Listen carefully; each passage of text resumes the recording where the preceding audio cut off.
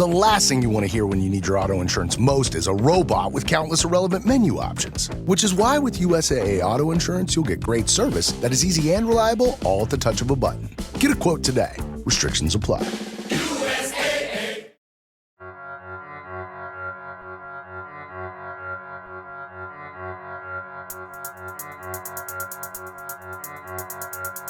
Hello and welcome to Drilled. I'm Amy Westervelt. And this was a hell of a week for climate lawsuits. On Wednesday, the state of Minnesota sued Exxon, Koch Industries, and the American Petroleum Institute in a groundbreaking case alleging consumer fraud pegged to 30 years of climate disinformation campaigns. It's a really bold suit, taking a new approach. It's centered on disinformation about climate change as a crime against the people of Minnesota. And then the very next day, on Thursday morning, Washington, D.C. filed its climate disinformation suit against BP, Chevron, ExxonMobil, and Shell. Like the Minnesota case, the D.C. case is built around consumer protection law, not nuisance law, which the majority of other climate cases are based on. That's a really important distinction, and it will be interesting to watch what happens with both the nuisance and these consumer fraud approaches in the months ahead. We'll have more details on the Minnesota and D.C. cases for you right after this quick message from today's sponsor.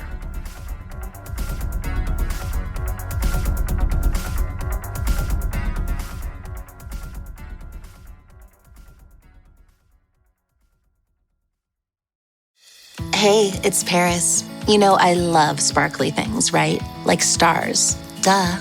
And thanks to Hilton and AutoCamp, I just slept under them.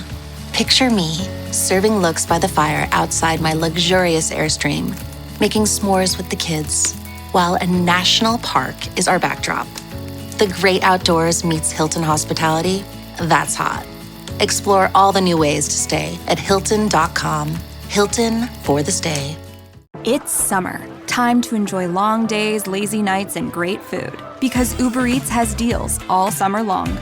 So, when hunger strikes, don't sweat it. Delicious deals are just a tap away on Uber Eats. Enjoy all your favorite grocery items delivered straight to you. Get ice cream, soda, and snacks from your favorite stores like Wegmans and CVS and make the most of every moment. Now that sounds like a good summer. Order now on Uber Eats. Terms apply. Product availability varies by region. See app for details.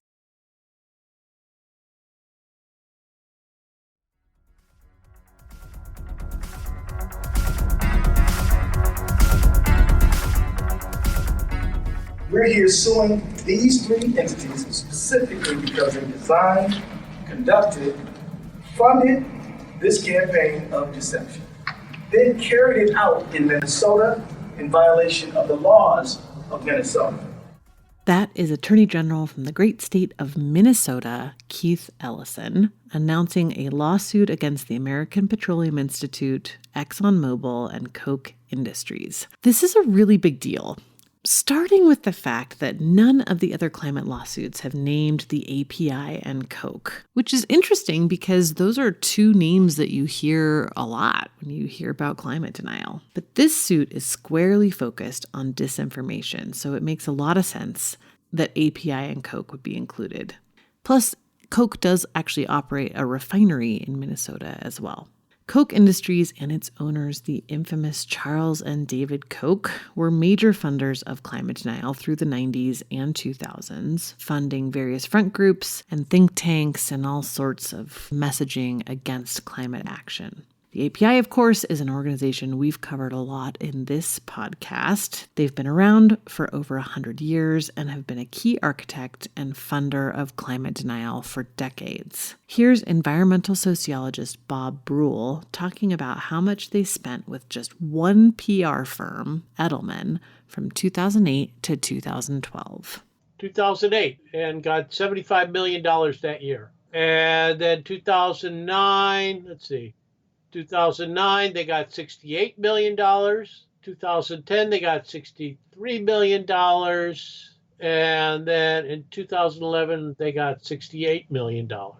And then in 2012, $52 million. That's hundreds of millions of dollars in one contract to one firm over just 4 years. Some of that money went toward ad campaigns. Some of it went to front groups. Some went to PR. All of it was in the service of promoting fossil fuels as a great and necessary part of America and undermining anything that said otherwise, including the science on climate change. The Minnesota case alleges that these three broke Minnesota consumer protection laws by essentially lying to the public about climate change. It's an interesting approach because unlike the 14 climate liability cases making their way through various state and federal courts right now, this one is unlikely to deal with jurisdictional issues. It's a state suit about the violation of state laws. That makes it a lot harder for fossil fuel defendants to remove it to federal court, which is something they've tried to do in all of these cases. Here's Assistant Attorney General Lee Curry spelling it out. This complaint does not seek to hold these companies accountable for climate change. It seeks to hold them accountable for violating Minnesota's consumer protection laws. Of course, the case also comes on the heels of weeks' worth of Black Lives Matter protests that started in Minnesota over the police killing of George Floyd. And Ellison and his colleagues made the connection between climate change and racial justice crystal clear. Sam Grant, the director of Minnesota 350, had this to say. We have a choice between freedom to profit over freedom to breathe. It ought to be a no-brainer that the freedom to breathe must come first, because we have to live in order for anything else to happen.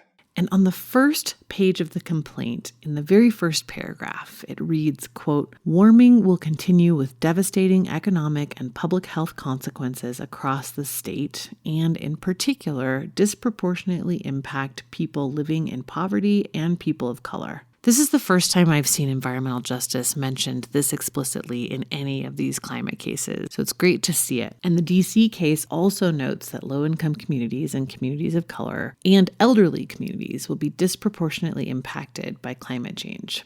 Like the Minnesota case, it also hinges on consumer protection statutes. Filing suit under these consumer protection laws means that Minnesota and Washington, D.C. do not have to prove they are suffering specific climate harms, like more extreme wildfires or flooding or rising sea levels or higher temperatures, even though, of course, those things are happening.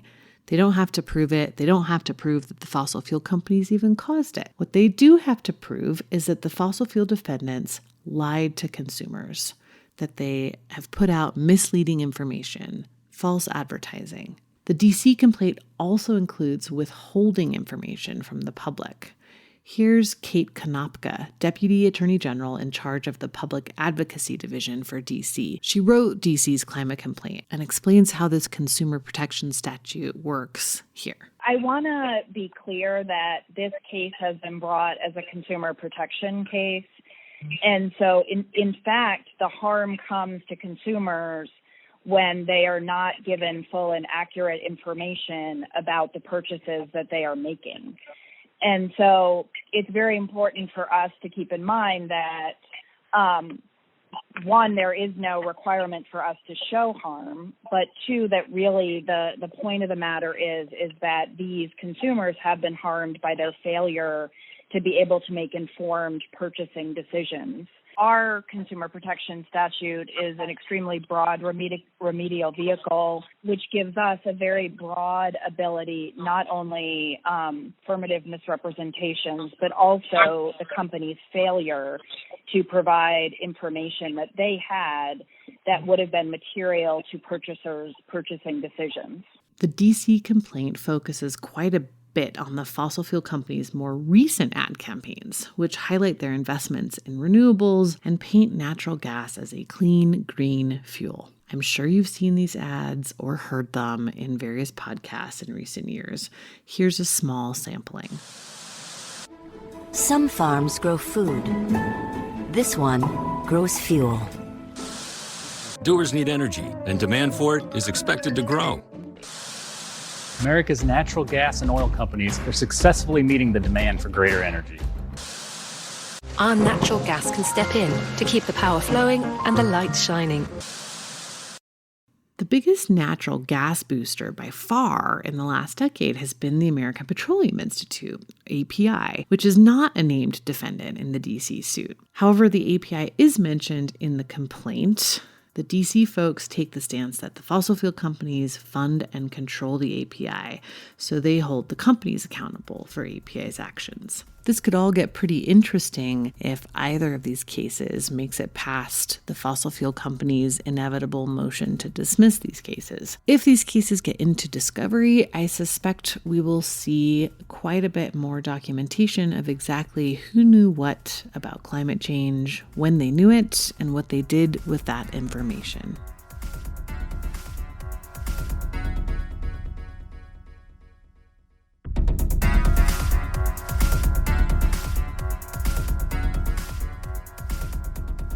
That's it for this time. Thanks for listening. We'll bring you updates on these and all the other climate cases out there as they happen. You can also read more details about both of these cases and access the full complaints on our website, drillednews.com. I want to take a minute and thank our latest Patreon patrons. They are Robert, April Mahajan, Kendall Zaborowski, Stacy, Craig Harvey, Sally Francis, Mark Inyard, and a special thanks to Jonathan Starr, our Big Green Energy patron.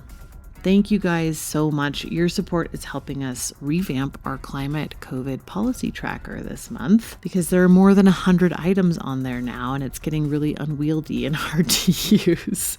So we're doing a bit of a user experience refresh on that and we'll relaunch it in the next week or so. In the meantime, you're also helping us continue to track all of the policy rollbacks. And big news, in the next month or so, we'll be launching our Drilled local reporting network, bringing stories to the website and the podcast from reporters on the front lines in oil and gas states. So if you've got a local climate accountability story you think we should look into, or you know a great reporter where you live, or you've got a tip for the tracker, give us a shout at pitches@drillednews.com.